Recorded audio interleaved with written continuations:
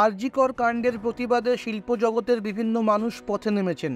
প্রতিদিনই তারকাদের মিছিল দেখা যাচ্ছে, তা নিয়ে সমাজ মাধ্যমেও চর্চা অব্যাহত।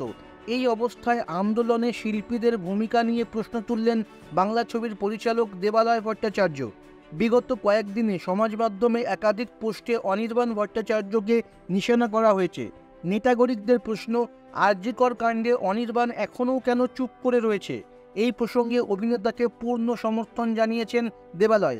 মঙ্গলবার তিনি ফেসবুকে একটি পোস্ট করেন।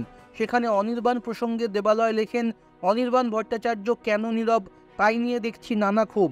তিনি একজন শিল্পী, তার কাজ নয় মিডিয়ার সামনে বক্তব্য রাখা। তার কাজ তার কাজে, নাটক সিনেমাতে তার বক্তব্য রাখা। সেটা না করতে পারলে তাকে দুষতে পারেন। দেবালয়ের মতে সেলিব্রিটি কোনো আন্দোলনের চালিকা শক্তি হতে পারে না। পরিচালকের যুক্তি, সর্বপ্রথম এই সবটা থেকে সেলিব্রিটিদের নিষিদ্ধ ঘোষণা করা উচিত। এরই সঙ্গে তিনি লেখেন, মানুষ প্রতিবাদ করুক, সেলিব্রিটিরা ফানুস, আসিবে যাইবে ফুটেজ পাইবে। দেবালয়ের মতে আরজিকর কাণ্ডের পরবর্তী ঘটনা রাজনৈতিক, সেখানে তারকাদের প্রাধান্য কেন দেওয়া হচ্ছে তা নিয়ে প্রশ্ন তুলেছেন পরিচালক।